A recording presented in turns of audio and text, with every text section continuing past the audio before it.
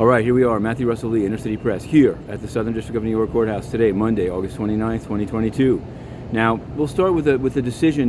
This was a decision of a argument held some time ago, and it had to do with whether victims of the 9/11 terrorist attacks here in New York City could have access to the $3.5 billion in Afghan government central bank funds that the Biden administration had said that they would have access to. It was $7 billion. They said 3.5 should go to aid to Afghanistan after they pulled out, and the rest would be available to victims. Well, not so fast.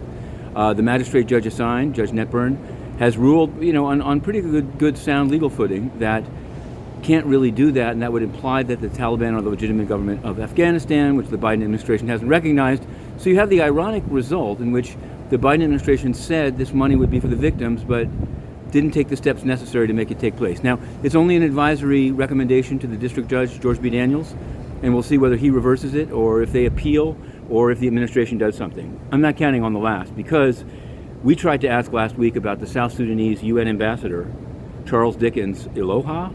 Anyway, he's gone. Doesn't matter, because he fled the country. He raped a woman twice in Washington Heights last weekend, more than a week ago. He was arrested and then released as a diplomatic immunity. We asked the UN, no answer. The State Department issued some statement that they were deeply looking into it, deeply concerned. Well, not so much. He's gone, and the General Assembly is about to start up, and more rapists are coming in. Now, we're seeking to gain access to the UN to ask these questions. That's something that they don't have any rules yet, but they should. What more can we say?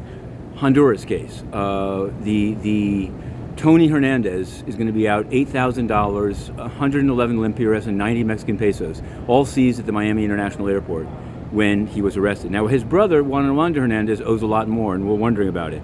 Also, there's the case of Purification Cristobal, a Bronx doctor selling opioids. Ironically, the witness on Friday was a woman who worked for JPM Chase for 17 years. Tales of crushed up oxy, resold for profit.